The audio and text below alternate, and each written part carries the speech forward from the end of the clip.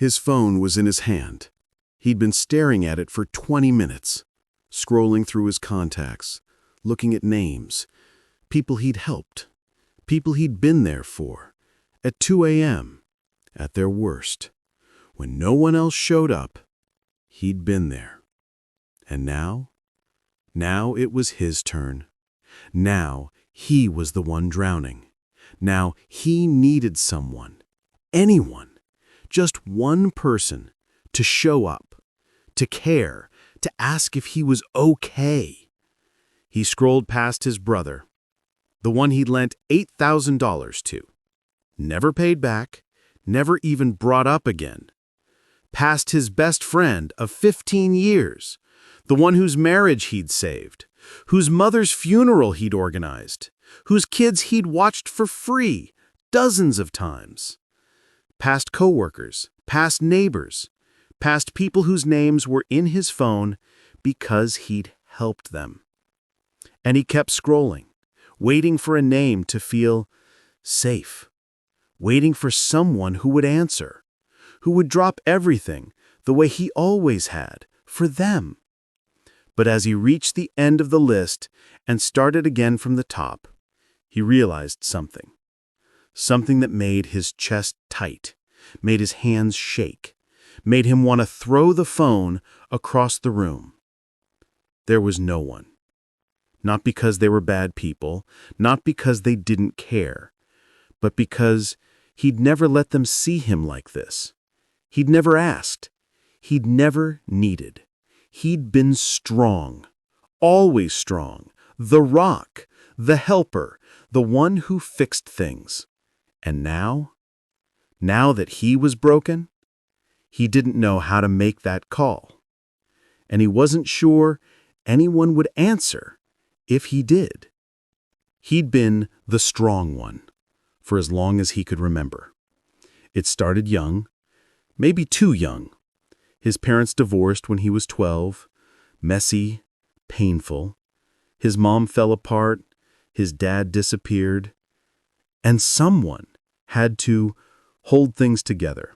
Someone had to make sure bills got paid, make sure his little sister got to school, make sure everyone was okay. That someone was him. And people noticed. You're so mature for your age. You're so responsible. We don't know what we'd do without you. And it felt good being needed, being praised, being the one people could count on. So he kept doing it. Through high school, through college, through his 20s, 30s, 40s. He became the person everyone called when they needed money, needed advice, needed a ride, needed someone to listen, needed someone to fix their problem. And he showed up every time, no matter what he had going on, no matter how tired he was, no matter what it cost him, because that's who he was, the helper, the giver, the strong one. And somewhere along the way, it stopped being something he did and started being who he was, his entire identity, his worth, his purpose. He was valuable because he was useful. But here's what nobody tells you about being the strong one, about being the person everyone leans on. It's lonely, so lonely. Because if you're always the one giving, when do you receive? If you're always the one helping, who helps you? If you're always strong, when are you allowed to fall apart? It happened on a Tuesday. Isn't it always a Tuesday? Some random, unremarkable day. He'd been feeling it coming. The exhaustion, the emptiness, the numbness, like he was moving through life underwater. Everything muffled, distant, heavy. But he pushed through, like he always did, because people needed him, because he didn't have the luxury of falling apart. But that Tuesday, something snapped. Maybe it was the email from his boss, the one that said, "We're letting you go, budget cuts." After 15 years, after covering everyone's shifts, after sacrificing weekends, holidays, time with his kids, loyal, dependable, and they just let him go, like he was nothing. Or maybe it was his text from his sister, the one that said, "Can you help me move this weekend?" No, how are you? No is now a good time. Just an ask, another favor, another need. Or maybe it was his wife, saying she felt like a stranger, saying she didn't know him anymore, saying he never talked to her, never shared, never let her in. And she was right. He didn't, because he didn't know how, because sharing meant being weak, and weak meant not being needed, not being valuable, not being him. Whatever it was, whatever the final straw, he found himself sitting on his bathroom floor at 2 a.m., having his first panic attack, chest tight, can't breathe, hands shaking, and all he could think was, I need help. I can't do this anymore. I need someone. And that thought, that realization, it terrified him, because he'd spent his entire life being the someone. And now he needed to be on the other side, and he didn't know if anyone would be there. He started making calls the next day, not to ask for much, just to connect, to say, I'm not okay, to see if anyone would notice, would ask questions, would show up. His brother? Straight to voicemail. He called back 3 times over 2 days. Nothing. He finally got a text. Hey man, swamped with work. What's up? Not, are you okay? Not, I saw you called. Just, what's up? He called his best friend, the one he'd helped move 4 times, the one whose business he'd helped start, the one he'd talked off a ledge more times than he could count. They talked for 5 minutes, his friend mostly complaining about his own stuff. And when he tried to mention his job, his marriage, his struggle, his friend said, Man, you always figure it out. You're the most put-together person I know. You'll be fine. And hung up to take another call. He reached out to his sister, the one he'd supported financially for years, the one he'd helped raise after their parents split. She said, Oh no, that's rough, but hey, since you have time off now, can you help me move this weekend? Can you help me? Not, how can I help you? Can you help me? And that's when it hit him. Really hit him. He wasn't a brother. He wasn't a friend. He wasn't a person. He was a resource, a tool, a thing people used when they needed something and put back on the shelf when they didn't. He spent that week alone, sitting with the realization that he'd built an entire life, an entire identity, an entire network of people, and it was all one way. He gave, they took. He showed up, they didn't. He was there, they weren't. And the worst part, the part that kept him up at night, he couldn't even be angry. Not really. Because he'd trained them. He'd taught them that he didn't need anything, that he was fine, always fine, that he could handle anything, everything, alone.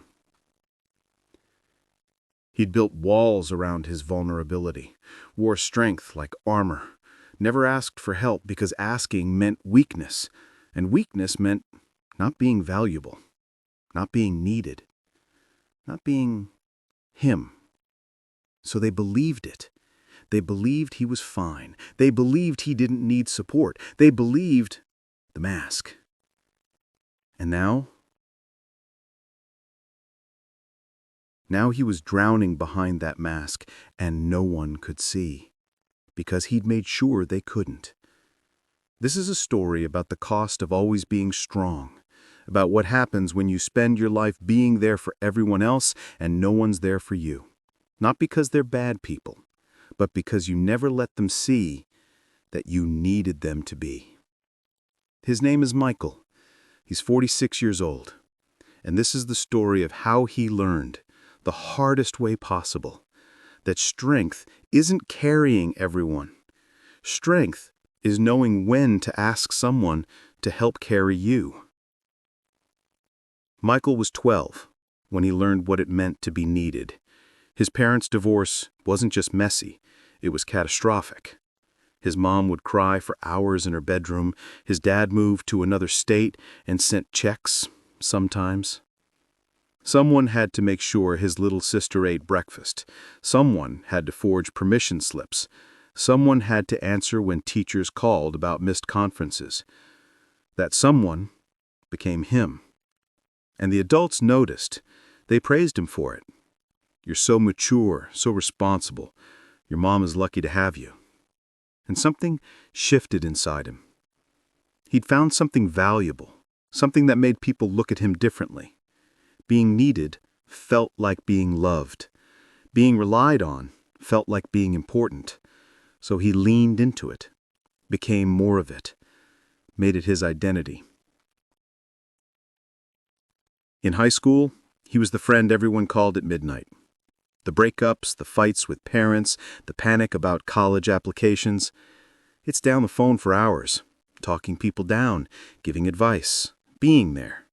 And it felt good. It felt like purpose. His own problems seemed small compared to theirs. His own stress felt selfish to mention. So he didn't. He just kept showing up for everyone else. College was more of the same. The roommate who needed money for rent, the girlfriend who needed constant reassurance, the classmate who needed help with assignments. He gave and gave and gave, and people loved him for it. Dependable Michael, solid Michael, the guy he could count on. And he built his entire sense of worth on that, on being the one people needed, the one who never let anyone down. His 20s were a blur of other people's emergencies, moving furniture at 2 a.m., lending money he couldn't afford, covering shifts, helping friends move across the country, being the best man at weddings, the godfather to children, the person in everyone's phone under call if you need anything. And he meant it. He really did. He wanted to help, wanted to be there, wanted to matter. But somewhere in his 30s, something started to shift. The requests kept coming, but the reciprocity didn't. When he moved apartments, 3 people showed up. He'd helped 12 people move that year. When his dad died, the funeral was packed. Afterward, his phone was quiet. A few texts. Sorry for your loss. But no one checking in weeks later, months later. No one asking how he was really doing. He started to notice patterns. The friend who only called when he needed something, the sister who only texted with requests, the colleagues who loved him at work but never invited him out after. The relationships that only existed when he was useful, when he was giving, when he was performing strength. But the moment he needed something, silence, excuses. "I'm so swamped right now." "You've got this, though. You're so good at handling things." And he told himself it was fine, that he didn't mind, that he didn't need people the way they needed him. He was strong. He could handle things alone. He'd been doing it since he was 12. Being needed was enough. Wasn't it? Except late at night, when everyone else was asleep, he'd lie awake feeling the weight, the exhaustion, the loneliness of carrying everyone and never being carried himself. He'd scroll through social media. See his friends together at dinners he wasn't invited to, see his family at gatherings he organized but somehow wasn't central to, see people living full lives, connected lives, and he'd wonder why he felt like a stranger in his own relationships, why he felt like a service provider more than a friend, more than family, more than a person who mattered beyond what he could do. But he pushed those thoughts away, told himself he was being dramatic, ungrateful, selfish. These people cared about him. They just showed it differently. They relied on him because they trusted him, valued him, needed him. And that was enough. It had to be enough. Because the alternative, the thought that maybe these relationships weren't real, wasn't reciprocal, wasn't actually about him at all, that thought was too painful to face. So he didn't. He just kept giving, kept showing up, kept being strong. There were things Michael wanted, dreams he had, a photography business he never started because his sister needed help with her kids, a master's degree he never pursued because his mom needed financial support, a trip to Iceland he'd been planning for years but canceled when his friend's business struggled and needed an investor. His life became a series of postponements, of "I'll do it later," of "after I help with this." But later never came, and this never ended. His relationships suffered too, not just romantically, though there was that. 3 girlfriends who all said the same thing eventually. "I don't know you. You never let me in. I feel like I'm dating a wall." And they were right. He didn't let them in, didn't show weakness, didn't ask for support, because asking meant admitting he needed something, and needing something meant he wasn't strong, wasn't valuable, wasn't enough. He had friendships, lots of them, on paper. His phone was full of contacts, his calendar full of helping others. But deep friendships, the kind where you call just to talk, where you share fears and failures, where someone knows the real you, he didn't have those. Because the real him, the one who was tired and scared and lonely, that version never made an appearance. People only knew helper Michael, strong Michael, the Michael who had it together, the Michael who didn't need anything. At work, he was passed over for promotions 3 times because he was too valuable in his current role. Translation: he did everyone else's job plus his own. He covered for the slackers, took on extra projects, stayed late, came in early, and instead of moving up, he became indispensable exactly where he was, a workhorse, reliable, taken for granted. His boss would say, "I know I can count on you," with one hand, and deny his raise with the other. His health started showing the strain: insomnia, stress headaches, weight gain. His doctor said, "You need to reduce stress." He nodded, agreed, did nothing. Because reducing stress meant saying no, meant disappointing people, meant not being the person everyone needed, and he didn't know how to be anyone else. The exhaustion settled into his bones, became background noise, normal, just the way life was.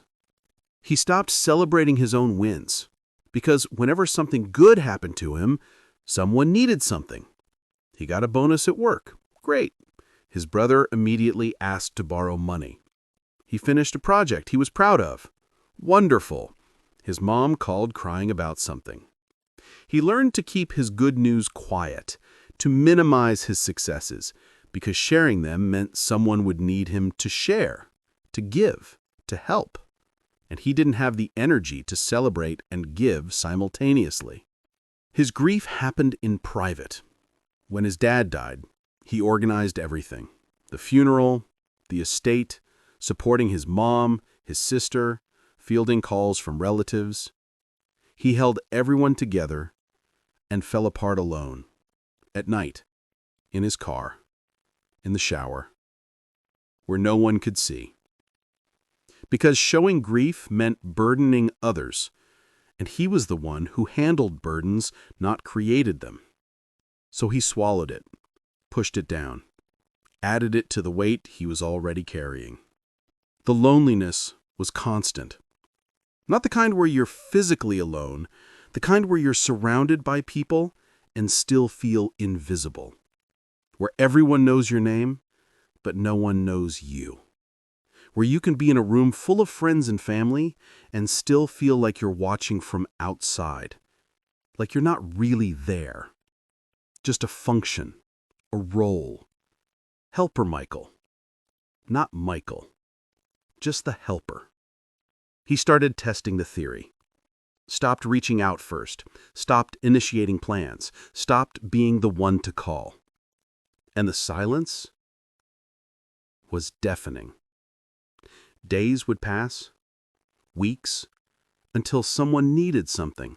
Then suddenly his phone would ring. "Hey, I know it's been a while, but..." Always a but. Always a request. Never just, "I missed you." Never just, "How are you?" Always transactional, always conditional. Always about what he could do, never about who he was. He felt himself becoming resentful, bitter, angry at people he loved, angry at himself for loving them, for giving so much to people who gave so little back. But he pushed that down too, because acknowledging it meant admitting something he wasn't ready to admit. That maybe he'd built his entire life on one-sided relationships. That maybe the people he'd been there for wouldn't be there for him. That maybe he was valuable to them only as long as he was useful. And that truth would break something he wasn't ready to lose. So he kept going, kept giving, kept showing up, kept being strong. Because if he wasn't strong, if he wasn't the helper, if he wasn't the one everyone needed, then who was he? Without that role, without that identity, he was just a tired man approaching 50 who'd spent his whole life taking care of everyone but himself. And that realization that he'd sacrificed himself on the altar of being needed was too heavy to hold. So he kept carrying everyone else instead. Because at least that weight was familiar. The panic attacks started small. Just moments where his chest felt tight, where breathing became manual, where the room felt like it was closing in. He'd excuse himself, go to the bathroom, splash water on his face, tell himself it was nothing. Stress. Everyone has stress. He'd be fine. He always was. And the attacks would pass. Until the next one, and the next. Growing longer, stronger, harder to hide. His sleep deteriorated. He'd lie awake for hours replaying conversations, interactions, calculating how much he'd given versus how much he'd received, keeping score even though he hated himself for it. Because keeping score meant admitting imbalance, meant acknowledging that these relationships might not be what he thought they were. So he'd force the thoughts away, tell himself he was being petty, ungrateful, that real friends don't keep score. Except they were keeping score, and he was always on the losing side. He noticed who called him. His brother, when he needed money, his sister, when she needed a favor, his best friend, when his marriage was struggling, his mom, when she was lonely, his colleagues, when they needed coverage. But his birthday? Quiet. His rough days? Unnoticed. His achievements?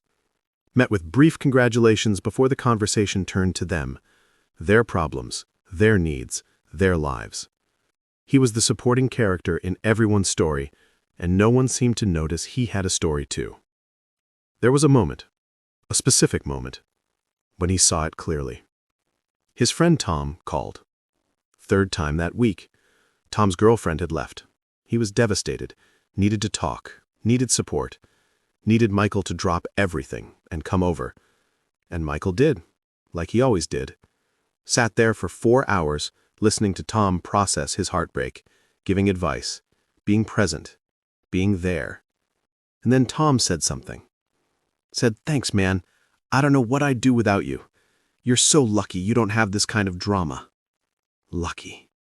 Tom thought he was lucky because Michael never talked about his problems, never mentioned that his marriage was hanging by a thread, that his wife barely looked at him anymore, that they slept in the same bed like strangers, that he couldn't remember the last time they'd had a real conversation. Tom didn't know any of that because Michael never said it, never shared it. And in that moment he realized his friends didn't know him at all. They knew helper Michael, strong Michael, the Michael who listened, who solved problems, who didn't have problems. But the real Michael, he'd kept that person so hidden, even he barely remembered who that person was. He started an experiment, a cruel one. He stopped initiating with everyone. Completely. Didn't call, didn't text, didn't reach out, just waited. To see who would notice, who would check in, who would reach out without needing something. 2 weeks passed. Nothing. A month. His mom finally called.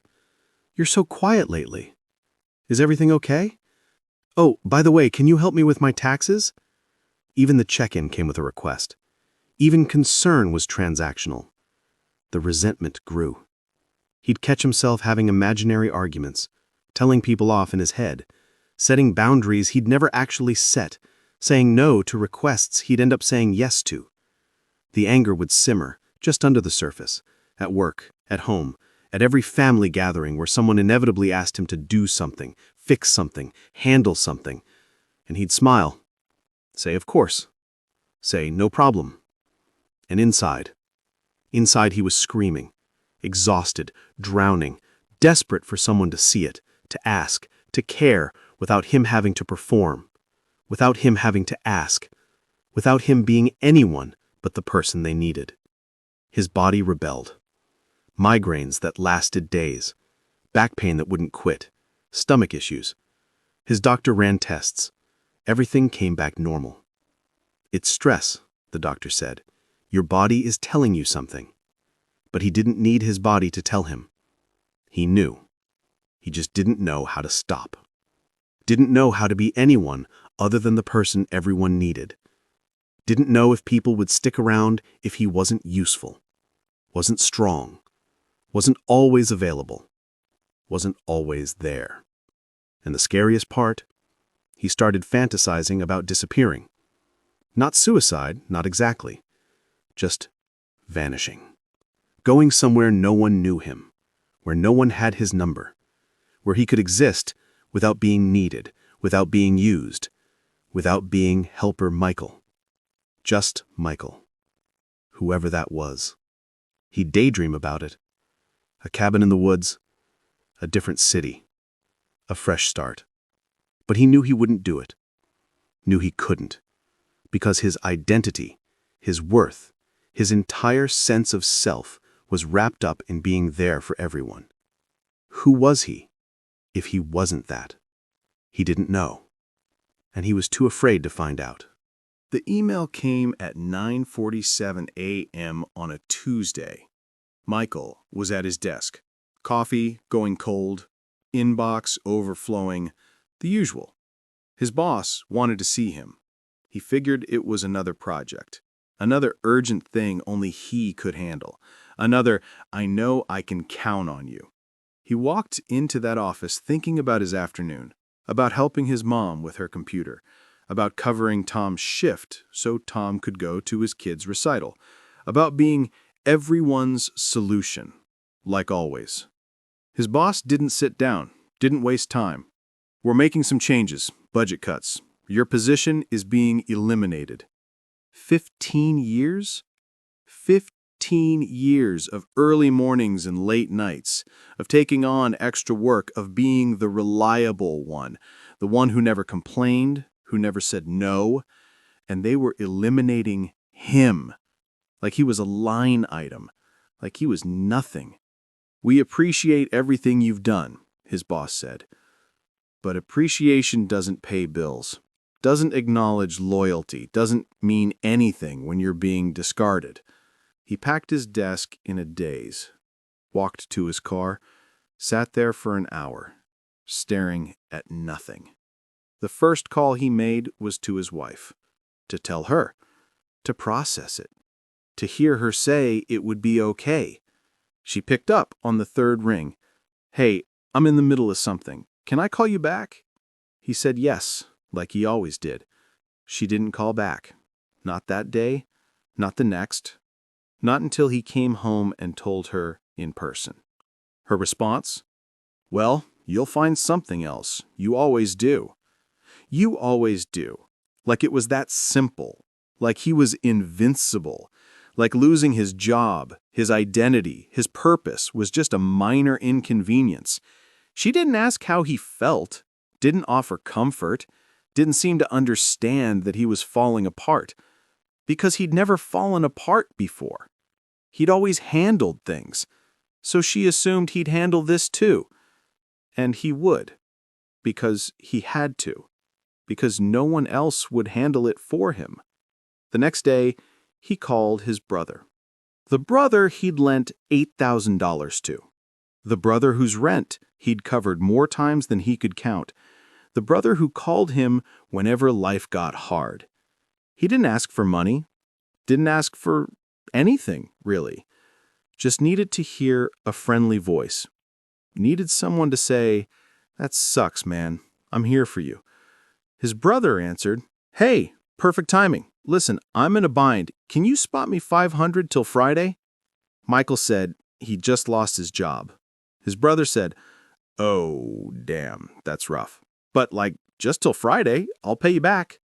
He hung up, stared at his phone, called his best friend, the one he'd known for 15 years, the one whose marriage he had saved, whose business he had helped start, whose life he'd been present for in every meaningful moment. They talked for 7 minutes, mostly his friend complaining about work stress, about his difficult boss, about money problems. And when Michael finally said, "I'm not doing great," his friend said, "Yeah, life's tough all around. Hey, I gotta jump on this call. Let's catch up soon." Let's catch up soon. The lie people tell when they have no intention of following through. He tried his sister, the one he'd basically raised, the one he'd supported through everything. Her response was even worse. She listened for maybe 30 seconds and then said, "Oh, Michael, you'll be fine. You're the most capable person I know. You always land on your feet. Hey, since you'll have some free time, can you help me move this weekend? I finally found a place and I need someone with a truck. Can you help me?"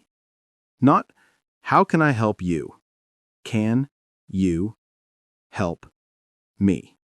That night, he sat on his bathroom floor, having his first real panic attack. The kind where you can't breathe, where your chest feels like it's caving in, where your vision narrows and your hands go numb. And all he could think was, "I need help. I need someone. I can't do this alone." And that thought, that admission, was almost worse than the panic itself, because he'd never needed help before. He'd never been the one who couldn't handle it. And he didn't know how to be that person, didn't know how to ask, didn't know if anyone would come if he did. He made a list, physically wrote it down. Every person he'd helped in the last 5 years. The money he'd lent, the favors he'd done, the times he'd shown up, the crises he'd handled. The list was 3 pages long. 3 pages of giving, of being there, of putting others first. And then he wrote another list. Every time someone had been there for him. That list was 3 lines long. 3 lines in 5 years. And all 3 were small things, surface things. Thanks for the birthday text. That kind of thing. Nothing substantial. Nothing real. Nothing that cost them anything. The realization hit him like a truck. He'd spent his entire life building relationships that were one-way streets. He'd trained people to take, to need, to use, and he'd made it so easy, so comfortable, so consequence-free. They didn't have to reciprocate because he never asked for reciprocation, never needed it, never showed that he needed it. And now that he needed them, they weren't equipped, weren't prepared, weren't willing, because he'd taught them they didn't have to be. He spent the next week testing this theory. He called people, not to ask for anything, just to see if they'd ask about him, if they'd notice he wasn't okay. His mom called him back 3 days later. "Sorry, honey, I've been busy. What did you need?" He said nothing. Just wanted to talk. She said, "Oh, well, I'm actually heading out. Let's chat this weekend." They never did. His cousin called back, immediately, got excited, thought Michael was calling to help with something. When Michael said he just lost his job, you could hear the disappointment. The conversation lasted 4 minutes. Even Tom, his best friend of 15 years, the guy he'd been there for through divorce, depression, financial ruin, every crisis imaginable, Tom called back 2 days late. "Sorry, man, crazy week. What's up?" Michael said he lost his job. Tom said, "That sucks." That was it. That sucks. Then started talking about his own work problems. 20 minutes of venting, and when he was done, he said, "All right, man, I gotta run. You'll bounce back, though. You always do." And hung up. Michael sat there, phone in his hand, wondering if Tom even remembered he was the one who'd called, who'd been struggling, who'd needed a friend, or if he was just another call, another box to check, another person to half listen to before getting back to his own life. That's when Michael understood. He wasn't a friend to these people. He was a service, a resource, a tool in the shed you pull out when you need it and put back when you don't. They didn't know him, didn't see him, didn't value him beyond his utility. And the worst part, the absolute worst part, he couldn't even be angry. Because he'd built this. He'd created these dynamics. He'd taught them that he didn't need anything, that he was fine, always fine, that he existed to help them, not the other way around. And now he was drowning. And no one could see it, because he'd spent his whole life making sure they wouldn't. Michael spent 2 weeks alone. Not physically. He still existed in the world, still went through motions, but emotionally, completely alone. No one checked in. No one followed up. No one seemed to notice that the most reliable person they knew had gone silent. And that silence, that deafening, crushing silence, told him everything he needed to know. He wasn't missed. He was missed when he was useful, when he could do something, fix something, be something for them. But him, just Michael, he wasn't enough. He'd never been enough. He'd only been enough when he was giving. He looked back at his relationships with new eyes. His brother. Their conversations were always the same. Him needing money, needing advice, needing help, and Michael giving it. Every time, without hesitation. But when was the last time they just hung out, just talked, like brothers? He couldn't remember. Maybe never. Their relationship wasn't brotherhood. It was a transaction. Michael provided, his brother took. That's all it had ever been. And Michael had accepted it because being needed felt like being loved, even when it wasn't. His sister was worse because with her, he'd played multiple roles: brother, father figure, ATM, personal assistant.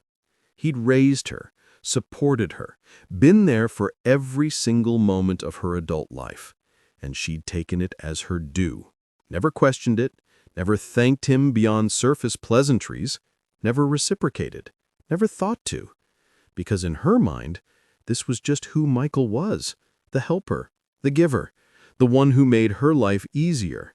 And she'd never had to be anything for him because he'd never asked her to be, never shown her he needed her to be. So she wasn't.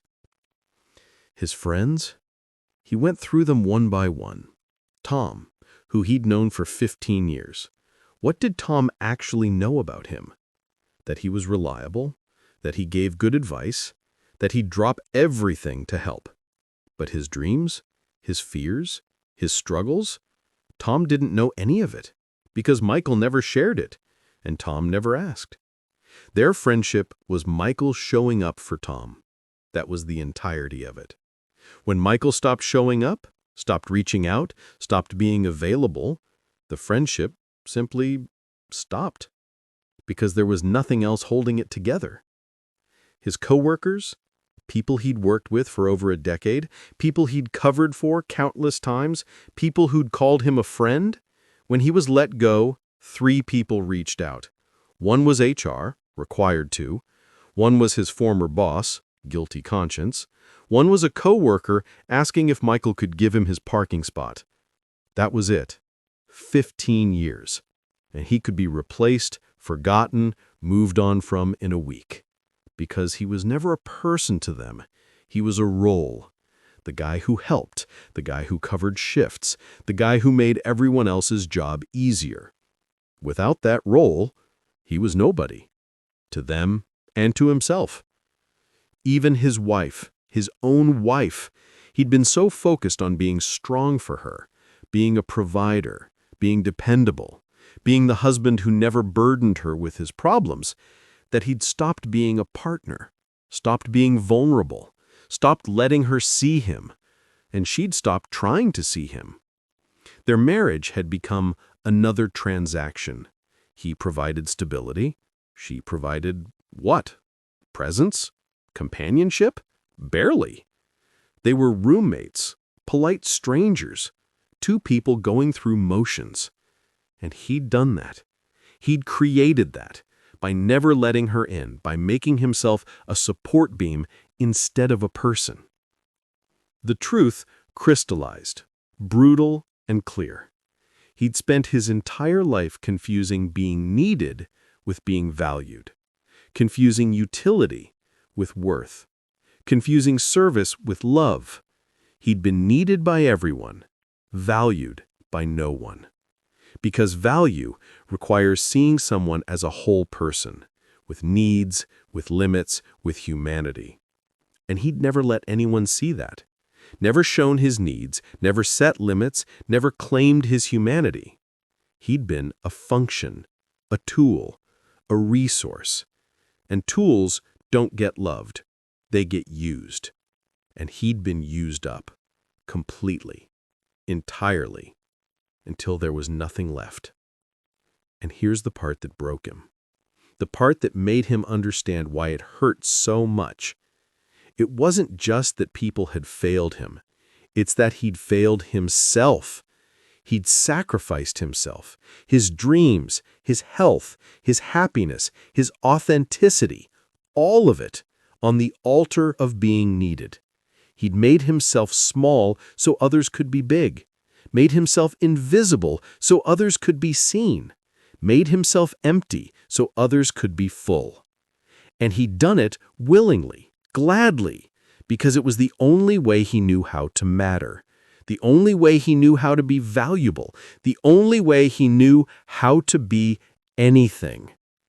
But it wasn't enough, would never be enough, because you can't earn love through service, can't earn connection through usefulness, can't earn authentic relationships through one-way giving. Love, real love, connection, real connection, relationships, real relationships, they require mutuality, reciprocity, balance. 2 people seeing each other, knowing each other, being there for each other.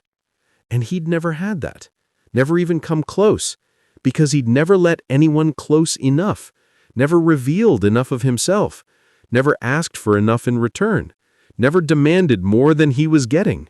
which was nothing. He'd settled for nothing for 46 years and called it love. And the grief? The grief was overwhelming, not just for what he'd lost, but for what he'd never had, what he'd never let himself have. He grieved the friendships that could have been real if he'd been real, the relationship with his wife that could have been deep if he'd let her deep, the connection with his family that could have been mutual if he'd asked for mutuality, the life he could have lived if he'd lived for himself instead of everyone else. All of it, gone. Not taken from him, given away, volunteered, sacrificed. For what? For the hollow comfort of being needed, for the empty pride of being strong, for the painful identity of being the helper, an identity that had cost him everything and given him nothing. Nothing real, nothing lasting, nothing worth the price he paid. The first no was the hardest. His sister called. Needed help moving, again. Different apartment, same ask. And Michael opened his mouth to say yes, like he always did. The word was right there, familiar, comfortable, safe. But something stopped him. Maybe exhaustion, maybe anger, maybe just the realization that saying yes hadn't gotten him anywhere but here. Alone. Used. Empty. So he said no, just like that. I can't help this time. Silence on the other end. Confused silence, because Michael didn't say no. Ever. What do you mean you can't? She sounded almost offended, like he'd broken some unspoken rule. He had. I mean, I can't. I need to focus on myself right now. More silence. Then, oh, okay, I guess I'll figure something else out. And she did, without him. And the world didn't end. The second no was to Tom. Tom called with another crisis, another marriage problem, another need for Michael to drop everything and be there. And Michael said, I'm not in a place to help right now. Tom was shocked. Are you serious? I really need you, man. And there it was. The guilt, the expectation, the assumption that Michael's needs came second. Always second. But this time, Michael held firm. I know, but I can't. I'm dealing with my own stuff. Tom got quiet, then irritated. Since when do you have stuff? Since forever, but Tom had never asked, had never noticed, had never cared. I've got to go, Michael said. And hung up. Tom didn't call back. Not that day. Not that week. Not ever, actually. And that told Michael everything. Without his service, without his support, there was no friendship. It had never been real. And losing something that was never real, that wasn't actually a loss. He started saying no more often, to his mom, to his brother, to coworkers asking for favors. Each no felt like pulling teeth, felt wrong, selfish, cruel. But he kept doing it, because continuing to say yes had been killing him, slowly, quietly, completely. And he'd rather be uncomfortable than dead, rather be seen as selfish than actually be empty, rather lose fake relationships than keep sacrificing himself for people who'd never sacrifice anything for him. So he said no, again and again, and watched people get upset, get angry, get distant, and let them, because people who only wanted him when he was useful weren't his people, had never been his people. He was just too tired to see it before. Some people left, drifted away without him chasing. His sister stopped calling unless it was a holiday. His brother got cold, distant. Tom vanished completely. A few coworkers acted like he'd betrayed them. And it hurt. Of course it hurt. Even fake relationships hurt to lose. But what hurt more? Continuing to give pieces of himself away to people who saw him as a vending machine. Press the button, get what you need, walk away. He'd been that for too long. He was done. Completely done. He'd rather be alone and whole than surrounded and hollow. But not everyone left. His mom, after the initial shock, actually started asking about him. Really asking, "How are you feeling?" Not, "What can you do for me?" Just genuinely checking in. It was awkward at first, for both of them, because they'd never had that dynamic, but she tried, made an effort, showed up in small ways, brought him groceries once, called just to talk, no agenda, no request, just connection. And Michael realized she'd been capable of reciprocity all along. He'd just never asked for it, never created space for it, never demanded it. And when he did, when he stopped making it so easy to just take, she rose to the occasion. Not perfectly, but genuinely. And that meant something. One friend stayed. Not Tom. Someone else. Someone Michael had almost forgotten about because their friendship had been quieter, less dramatic. They'd grab coffee occasionally, talk about nothing important, and when Michael's life imploded, this friend noticed, reached out. Not with advice, not with solutions, just with presence. "I'm here if you need me." And actually meant it. Showed up when Michael finally, nervously, awkwardly asked for help. Just sat with him. Listened. Didn't try to fix. Just was there. And Michael realized, this is what it feels like to have someone in your corner, to not perform, to not provide, to just be, and be enough, just as he was. Just as he was. He started therapy, which felt like admitting defeat, like admitting he'd been wrong about everything. His therapist said, "You've been running on empty for decades. You can't pour from an empty cup." And Michael said, "I know." But he'd been trying to anyway because he thought his worth was in the pouring, the giving, the emptying. His therapist said, "Your worth is inherent. It's not something you earn. It just is." And Michael cried, sitting in that office, because he'd never believed that, had never felt that, had spent 46 years trying to earn something he already had. If only he'd known, if only he'd believed, if only he'd let himself be seen. The rebuild was slow, painful, uncomfortable. He had to learn to ask for things, small things. "Can you help me with this? Do you have time to talk? I'm struggling today." Each ask felt vulnerable, terrifying, like giving someone ammunition to hurt him. But he did it anyway, because the alternative was dying slowly behind walls he'd built. And some people said no. Couldn't help, we're too busy, and that hurt. But some people said yes, showed up, were there, and that healed something he didn't know was broken. Made him believe slowly, tentatively, that maybe he was worth showing up for. Not because he was useful, but because he was him. And that was enough. For the right people. He just had to find them. And let them find him. Michael is 48 now. 2 years since his breakdown. 2 years since his world imploded. 2 years since he learned the hardest lesson of his life. That being needed isn't the same as being loved. That strength isn't carrying everyone. That giving everything leaves nothing, not even yourself.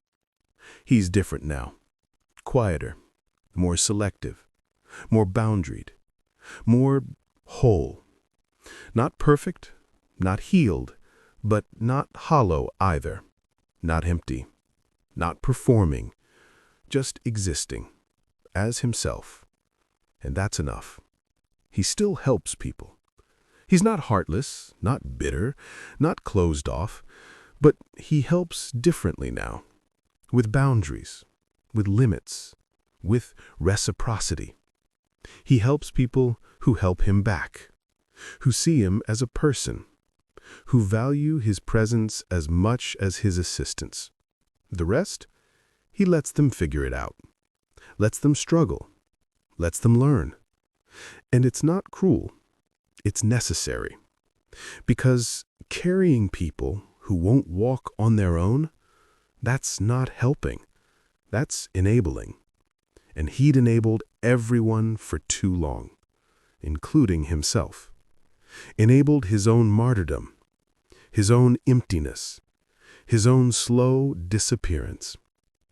His circle is smaller now, much smaller, but deeper, real. He has maybe 3 people he truly trusts. 3 people who've proven they'll be there, not just when it's convenient, not just when they need something, but actually there, present, reciprocal, mutual. And those 3, they're worth more than the hundreds of surface relationships he had before. More than all the people who used him, took from him, disappeared when he needed them. Quality over quantity, depth over breadth, real over fake. It took him 46 years to learn that, but he learned it, finally. His relationship with his wife ended. Not dramatically, not with fights or accusations, just quietly, honestly. They both admitted they'd been strangers for years, that the marriage had been a structure without foundation. 2 people existing side by side, but never truly together. She said, "I don't know who you are." He said, "I never let you." And they both cried. Not for what was ending, but for what had never actually begun. They're better apart, kinder, more honest. He's learning to be vulnerable with someone new, slowly, awkwardly, but trying, actually trying, to let someone see him, all of him, not just the strong parts, not just the helpful parts, the scared parts, the tired parts, the parts that need. And it's terrifying, but also it's real. And real is better than safe, better than hollow, better than the life he was living before. He thinks about his old self sometimes, the Michael who said yes to everything, who carried everyone, who disappeared into service. And he feels sad for him. That version thought being needed was enough, thought usefulness was love, thought sacrifice was noble. And maybe it was for a while. But martyrdom isn't sustainable. Self-erasure isn't healthy. One-way giving isn't relationship. It's self-destruction. Slow suicide by service. And he'd been dying for decades, just too busy helping everyone else to notice. He wants people to know something. If you're reading this, if you're listening, if you're the strong one in your life, the helper, the giver, the person everyone calls, check in with yourself. When was the last time someone asked about you? Really asked, without an agenda, without a request following? When was the last time someone showed up for you, the way you show up for them? When was the last time you felt seen, known, valued beyond what you can do? If you can't answer those questions, if the answer makes you uncomfortable, pay attention to that. That discomfort is information. Your body, your heart, your exhausted soul telling you something important. You don't have to keep giving to people who only take. You don't have to keep showing up for people who don't show up for you. You don't have to keep sacrificing yourself on the altar of being needed. Being needed isn't love. It's not even close. Love is mutual, reciprocal, balanced. 2 people seeing each other, supporting each other, being there for each other. Not one person pouring endlessly into another person's cup while their own stays empty. That's not love. That's not friendship. That's not family. That's just exhausting and unsustainable and slowly killing you, even if you can't feel it yet. It's not selfish to need people. It's not weak to ask for help. It's not wrong to want reciprocity, to want mutuality, to want relationships where you matter as much as they do, where your struggles are as important as theirs, where your needs get met too. That's not asking too much. That's asking for basic human connection, basic respect, basic love. And if the people in your life can't give you that, if setting boundaries makes them angry, if asking for support makes them disappear, then they were never your people. They were using you. Maybe not maliciously, maybe not intentionally, but using you nonetheless. And you deserve better. You've always deserved better. Michael knows that now. Knows his worth isn't in what he does. It's in who he is.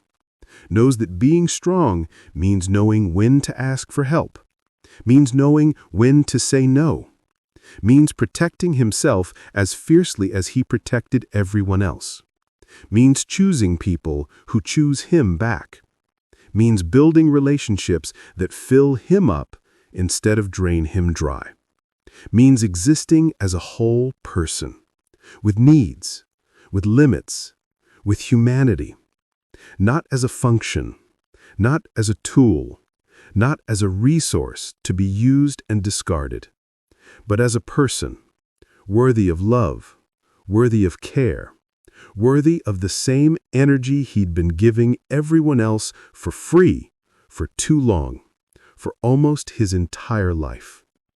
He's still learning, still struggling sometimes, still fighting the urge to say yes when he should say no, still battling the guilt when he puts himself first, still worried people will leave if he's not useful. But he's trying, actively trying to be different, to want different, to accept different. And some days are harder than others. Some days the old patterns scream. The old identity calls.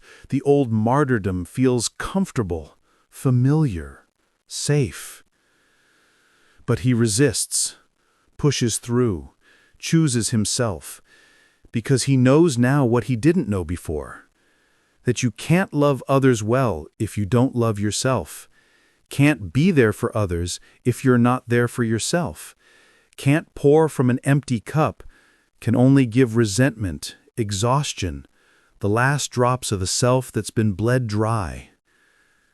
So he protects his cup now, fills it first, takes care of himself, not selfishly, not exclusively, just first, the way you're supposed to, the way everyone should, because you can't save everyone, can't fix everyone, can't carry everyone, can only do your best, within your limits, within your capacity, within your humanity. And that's enough. It has to be enough. Because the alternative is what Michael was. Hollow, empty, alone, surrounded by people but invisible, needed but not known, used but not loved. And that's not living. That's not even surviving. That's just slowly disappearing while everyone watches, while everyone takes, while no one notices, until you're gone and they wonder why. Michael didn't disappear. He almost did. Came so close.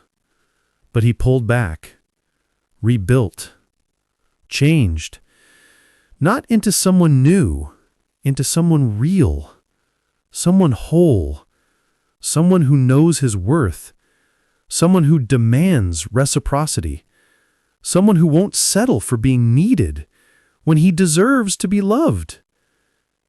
And if you're the strong one, if you're the helper, if you're the person everyone relies on, Michael wants you to know, you deserve that too. You deserve to be loved, not needed, not used, loved for who you are, not what you do. And if the people in your life can't see the difference, can't give you that, then maybe it's time to let them go, to say no, to choose yourself, finally, fully, completely, before you disappear too, before there's nothing left, before you look around and realize you were there for everyone, but no one was there for you. And it's too late to change it. It's not too late. Not yet. Not if you start now. Start small. Say one no. Set one boundary. Ask for one thing. See who stays. See who shows up. See who actually cares about you, beyond your usefulness, beyond your strength, beyond your service. You might be surprised, might be disappointed, might be heartbroken, but you'll also be free, finally free, to build something real, with people who see you, who value you, who love you, not for what you can do, but for who you are. And that's worth losing everything fake for. Worth the discomfort, worth the fear, worth the grief, worth it all. Because on the other side is a life, a real life. Not a performance, not a service, not a slow disappearing act, but a life where you matter, where you're seen, where you're whole, where you're enough, just as you are, without performing, without giving until you're empty, without sacrificing yourself for people who wouldn't sacrifice anything for you. Michael found that life. Not perfectly, not completely, but he found it, and he's living it, day by day, boundary by boundary, relationship by relationship, building something real, something reciprocal, something that doesn't require him to disappear to exist in. And if he can find it, after 46 years of being invisible, after a lifetime of one-way giving, after almost losing himself completely, then so can you. You just have to believe that you're worth more than being needed, that you deserve to be loved, that you matter, beyond what you do, beyond who you help, beyond how strong you appear. You matter as a person, as a whole, complex, imperfect human being, with needs, with limits, with a life that's yours, not everyone else's, yours. And it's time to start living it for yourself, finally, before it's too late, before you disappear, before you become another story about someone who was there for everyone until they needed someone, and no one was there. Don't be that story. Don't be Michael at 46. Be Michael at 48, the one who learned, who changed, who chose himself, who built a real life with real people who matter and who see him as he is, not as what he can do, but as who he is. And that's enough. It's always been enough. He just had to believe it, had to demand it, had to fight for it. And now he has it. Not perfectly, but really. And really is all that matters. All that ever mattered. He just wish he'd known that sooner. Wish someone had told him. Wish he'd told himself. before he gave so much away, before he disappeared so completely, before he almost lost himself forever. But he knows now, and he's telling you, hoping you'll listen, hoping you'll choose differently. Hoping you'll choose yourself before it's too late, before you look back and realize you spent your whole life being there for everyone, and no one was there for you. Don't let that be your story. Choose differently. Starting now. Starting today. Choose yourself. You deserve it. You've always deserved it. You just have to believe it, and act like it, and demand it from yourself and from everyone else. Because you matter. You've always mattered. Beyond what you give, beyond what you do, beyond who you help, you matter. Just because you exist. Just because you're you. And that's enough. It's always been enough. You just have to know it and live like it.